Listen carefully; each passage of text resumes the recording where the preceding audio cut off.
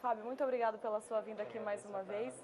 Bom, vocês divulgaram o seu último relatório da Paralax sobre as commodities agrícolas e vocês mostraram que a maioria delas teve queda no mês de março na comparação com fevereiro. Quais foram os principais fatores que provocaram essa baixa? Bom, a gente trabalhou com várias commodities diferentes, então é difícil falar todos os fatores numa maneira generalizada, né? Mas vamos pegar no caso dos grãos, uma questão forte que está afetando o mercado já faz um tempinho é essa valorização do real em comparação com o dólar, porque isso vai afetar na entrada, né, na relação preço de Chicago e tal, principalmente quando a gente pensa soja e milho. E outro fator que é essencial para a gente pensar é a questão de uma super safra, tanto no Brasil quanto possivelmente nos Estados Unidos esse ano, dado uma intenção de plantio maior, como foi indicado já pelo relatório do USDA. Né? Bom, vocês também apontaram que de todas as commodities que tiveram queda, o algodão pelo menos conseguiu manter uma certa estabilidade. Por que ele conseguiu manter esse Então, preço assim? o algodão ele vem muito da postura que os vendedores estão, né? Ainda no começo, ainda não entrou a produção dessa nova safra, por muito vendedor segurando a safra para tentar ver uma recuperação nos preços, enquanto a gente tem ainda comprador mais cauteloso, né, com a expectativa de que o aumento na oferta venha a trazer uma queda nos preços novamente. Com o algodão a gente vê um cenário de um crescimento nesse ano na produção, mas e um aumento no consumo interno também, segundo o relatório que a gente viu da Conab, né? Agora a exportação que vem como uma tendência de queda, com a gente perdendo um pouco de espaço, principalmente para os Estados Unidos e Austrália esse ano. Bom, aí vocês têm também um outro destaque que é da laranja. No ano passado teve uma produção menor aqui no Brasil, né, uma oferta menor. Os preços caíram, mas se comparados com 2016, eles ainda estão bem mais altos. Qual que é a expectativa para esse mercado? O preço da laranja ele está praticamente o dobro ainda se a gente fizer uma comparação com o ano passado. Acho que esse mês foi 92, 93% acima, né? A laranja ela está com estoque de suco, no caso do suco de laranja, muito abaixo do limite, do limite estratégico. A expectativa da Citrus BR é de terminar o estoque com 70 mil toneladas de suco, enquanto o limite seria de 300 mil toneladas, ou seja, a gente vai ter mais um ano de preço bom, apesar dessa queda agora, principalmente por uma questão até sazonal. A gente está entrando agora a colheita da safra precoce, da laranja precoce, então isso consequentemente vem trazendo uma queda no preço e obviamente também a gente tem, quando a gente pensa na laranja de mesa, uma queda no poder aquisitivo da população, o que também dificulta o consumo, né? Mas apesar dessa expectativa melhor para a safra desse ano, os preços devem se manter mais altos também, né? Eu acredito que sim, principalmente pelo fato de a gente não ter tanta laranja. Mesmo que a safra venha muito alta, para a gente recuperar a necessidade das indústrias esse ano, a gente precisaria produzir muito mais. Então, eu acredito que a gente vai ter mais um ano de preço bom ainda para laranja. Agora falando um pouco sobre o mercado pecuário, os preços também tiveram queda para bovino, frango e suíno. A questão da carne fraca acabou impactando nesse mercado mesmo?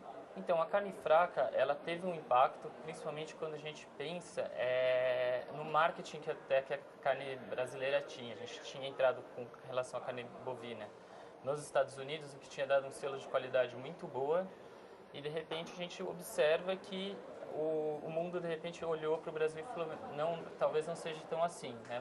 Mas a gente tem que pensar que a carne fraca foi muito mais com uma relação aos fiscalizadores que estavam corruptos, do que realmente é uma questão da carne brasileira, que vem, na minha opinião, ainda é uma carne de qualidade. E outro ponto importante é que a gente tem que olhar o Brasil e pensar que o mundo ainda depende do Brasil com relação à carne. O Brasil ele é uma força muito grande com relação à carne, e principalmente nesse momento que a gente pega a gripe aviária na Ásia, Europa. Então, esse impacto ele vem mais numa relação até do marketing da carne do que eu acredito do que realmente um impacto sobre os preços. Os preços da carne eles estão caindo, na minha opinião, principalmente por uma questão da renda da população no Brasil, que com o aumento da taxa de desemprego, a gente observa queda no consumo, né? Uma demanda interna mais enfraquecida, o que afeta principalmente, no caso, a carne bovina, que é extremamente dependente do mercado interno ainda.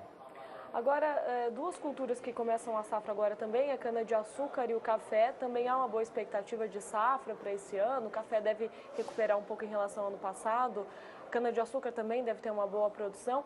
Os preços caíram agora em março. Qual que é a expectativa para frente? Então, para o café, a expectativa, quando a gente olha o arábica, é de uma bienalidade negativa, que isso significa que a gente vai ter uma produção menor, tanto que a gente já está observando uma tendência de a gente importar café, que é algo que dificilmente aconteceu na história.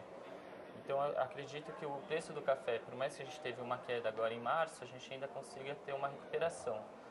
No caso do açúcar, ano passado a gente teve um fator muito forte, que foi o mercado externo, que eu acredito que a gente não vai observar esse ano. A gente tem uma safra relativamente boa na Índia, que vai diminuir as importações, e então o mundo também deve diminuir essas importações, e esse mercado interno que a gente teve ano passado não vai ser um fator tão determinante. E por outro lado, volta a questão da renda da população, que também afeta nas vendas do varejo de bebidas e alimentos, o açúcar se torna uma das principais matérias-primas, né?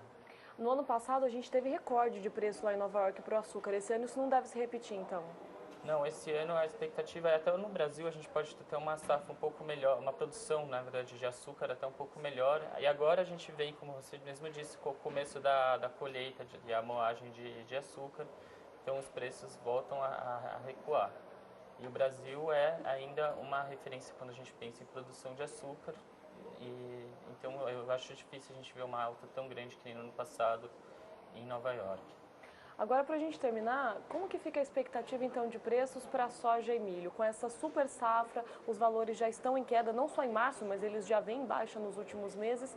Daqui para frente, com a entrada da safra americana, uma boa safra aqui no Brasil também, como é que ficam esses valores? Então, esses valores, a tendência para a safra de milho e soja, principalmente, é uma tendência ainda de queda. A gente vai observar ainda uma tendência de queda mais acentuada, provavelmente, lá em Chicago. Então, a expectativa ela vem em queda, o que por um lado pode ser bom, principalmente quando a gente pensa nos produtores que vão poder, nos produtores pecuaristas, né, que vão poder ter uma redução nos custos esse ano, o que pode garantir uma margem um pouco melhor. Ok, Fábio, muito obrigada pela sua vinda aqui, pelas suas explicações. Eu que agradeço. E vocês acabaram de ouvir a entrevista com o Fábio Halston, ele que é sócio-diretor da Paralaxis. Voltamos ao programa.